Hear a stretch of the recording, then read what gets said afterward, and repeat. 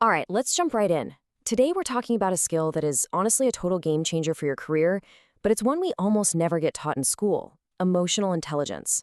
We're going to break down 8 really practical ways you can start building yours like today. It's a really interesting question, right? We've all seen this person, the one who is just technically brilliant, a total genius at what they do, but they just can't seem to get ahead. They're always clashing with the team, their best ideas never go anywhere, and they really struggle to lead people. So, what's going on there? What's the disconnect? So, what's the missing piece of the puzzle? Well, it's usually not about how smart they are, it's not their IQ. It's something totally different.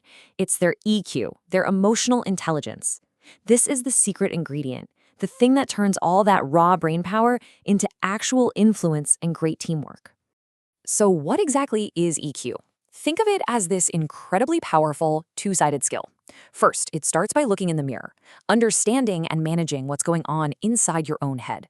Then, it's about looking out the window, being able to accurately see what's happening with the people around you and using that insight to handle situations well. I'm telling you, get good at both and you basically become unstoppable.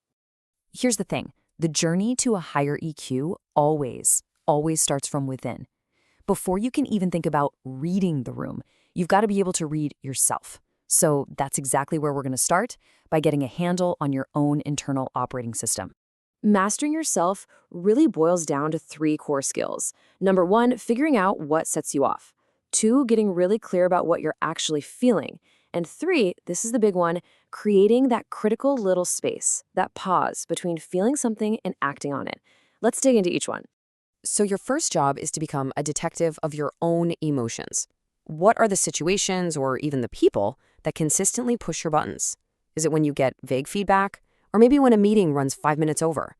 Pinpointing your personal triggers is the very first step to being able to disarm them. After all, you can't manage what you don't even notice. Now, this next part is super fascinating. Neuroscientists have actually found that the simple act of naming an emotion, literally saying to yourself, okay, I'm feeling really anxious right now, or I am frustrated, it can actually turn down the volume on that feeling. It shifts the activity in your brain away from the reactive, emotional part and over to the more logical, thinking part, which gives you back a little bit of control. This might be the single most powerful habit you can possibly build. The next time you feel that flash of anger or that wave of stress, just stop, pause, take one single deep breath. That tiny little moment, it acts like a circuit breaker.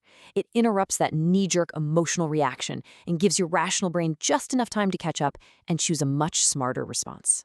Okay, so once you start getting a better handle on your own emotional world, it's time to turn your focus outward. Because real emotional intelligence isn't just about self-awareness in a vacuum. It's about connecting that awareness to a real understanding of the people around you. Now, this really comes down to 2 transformational habits: changing how you listen and actively practicing empathy. If you can get these 2 things right, I promise you it will change the dynamic of every single conversation you have. I want you to think about the last meeting you were in. Be honest with yourself. Were you really listening to what your colleague was saying, or were you just waiting for them to take a breath so you could jump in with your counterargument? See, most of us, our default setting is listening to reply.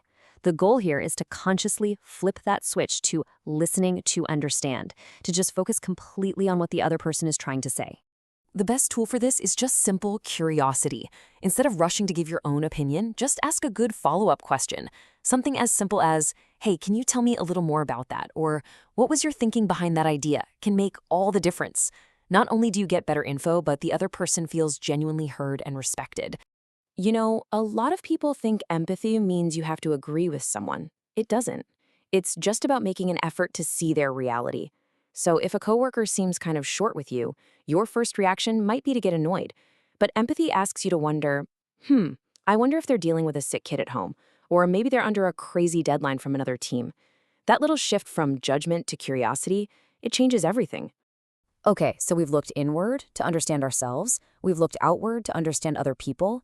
Now we get to the most important part, using all that awareness to build stronger relationships and make every single one of our interactions better. This is where the rubber meets the road. We're putting that awareness into action, and it's all about 3 key behaviors: taking ownership of how you affect others, really staying open to different ideas, and having the courage to actually ask for feedback. This is such a perfect example of a really critical idea.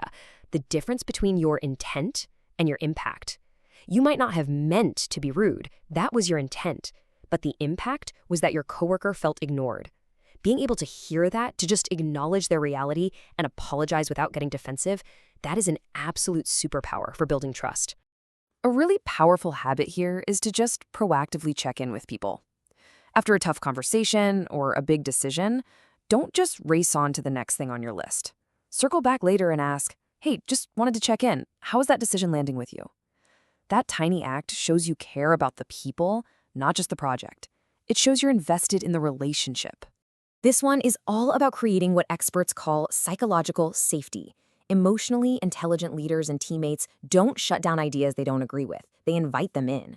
They get that the best ideas and the strongest teams are built through healthy debate. It's really about being confident enough in yourself to hear a different point of view. And finally, the ultimate growth hack. We all have blind spots. It's like you can't read the label from inside the jar. So proactively asking a colleague you trust, hey, is there one thing I could do that would make it easier to work with me? That takes guts for sure, but it is the absolute fastest way to accelerate your own growth. So we have covered a lot of ground. But the key here isn't to get overwhelmed and try to master all 8 of these things at once. The real goal is just to start somewhere with one single piece. Because as you'll see, building EQ is something that happens over time. I really want you to think of it like putting this puzzle together. You don't just wake up one morning with high emotional intelligence. You build it, one piece at a time. Every small practice, like pausing before you speak or asking one curious question, it connects to the next piece. And over time, this much clearer, much more effective picture of you starts to emerge.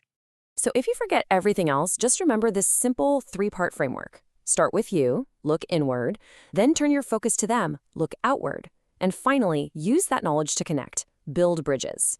It's a simple roadmap you can always come back to. And that brings us to the final and honestly the most important question. And this one is for you. Because just knowing all this theory is one thing, but actually putting it into practice, that's everything. So looking at all these puzzle pieces, which one resonates with you the most right now? Don't try to do them all. Just pick one. Which puzzle piece will you focus on this week?